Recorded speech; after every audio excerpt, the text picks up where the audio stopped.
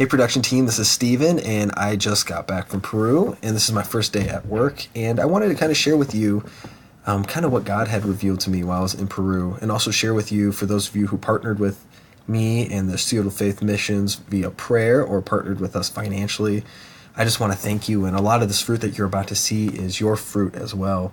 To kind of go over the things that God had shared with me, a lot of it, there weren't these big revelations, which were really frustrating for me. A lot of them were heart problem things that God had been pointing out in my life and the way that I treat my wife, my kids, and my family. And of course, the first couple days coming back to the United States, the only people I had no patience for were my wife, my kids, and my family. And so be praying for me as I deal with what it means to be not only a better follower of Christ, but a better father and a better husband as well. Let me show you some of these pictures, because from the email you saw that we worked with orphanages, we put a new roof on a church, we did a medical clinic, but I think a picture is worth 1,000 words. So I'm going to minimize my screen here.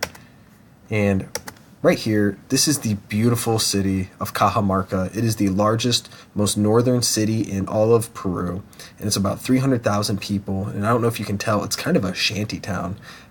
Because of the tax laws there, people actually have more benefits if they don't finish building their house than if they did, because if they do, they get taxed with all these different things. So you see a lot of half-built houses, you see a lot of half-built stadiums, half-built sewer systems, and everything's kind of just half done.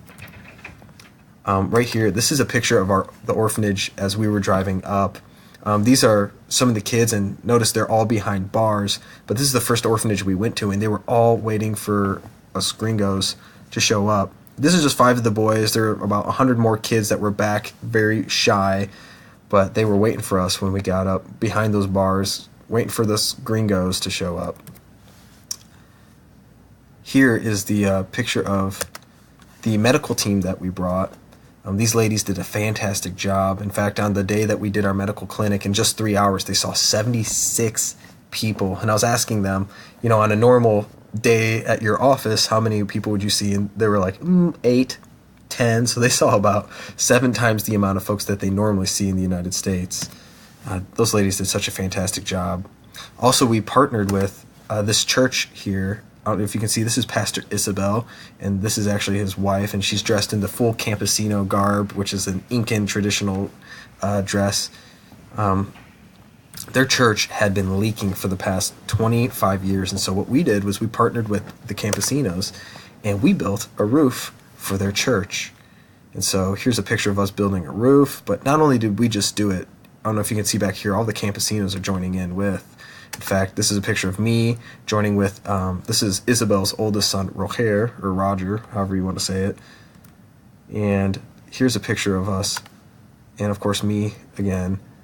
We're putting up some cement board as well to keep all the water out of the roof. This thing was in super bad shape. Every time it rained, it would just pour right into that beautiful church building. Not only did we just take care of the physical building, we also took care of the people as well. We were asked to kind of play just a little worship service for them, and this is a church that, get this, meets in a gym in Peru. And so, meanwhile, while we're doing this worship service, there are like 60 or 70 people just walking through the gym, and there are about 50 or 70 people in this room that are worshiping Jesus at the same time, because that's where this pastor feels God has called them. They meet in a gym. Go figure, right? And most importantly, out of all this stuff, this is a picture of my youngest brother, Dan, leading a young child named Luis Miguel to Christ. And this was happening in the middle of the mall. This child was coming up asking for money. He told us about him and his 7 brothers and sisters, that the only way that they eat is because he begs for money.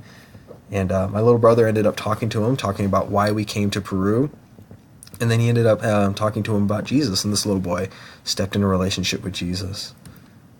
God had been laying a lot on my heart while I was there, because I'm in production. There's a lot of the lights that go into what we do, a lot of production that goes into what we do, especially for interacting with the people of the United States. But what God has really put on my heart is that wherever I am, and with all that I am, to represent him and really take time for those like Luis Miguel and some of the other folks that we ended up leading to Christ, because we're just a conversation away of talking about who Jesus is and what he's done for us and why he sent us to them and to our apartment complex, to our neighborhood, to, heck, Livermore or Dublin, wherever you are. And so I hope that seeing this, you get really excited and you get encouraged, and you know that I'm totally excited to be back here in the United States and to be pouring into all of you as well. Thank you for all your prayers.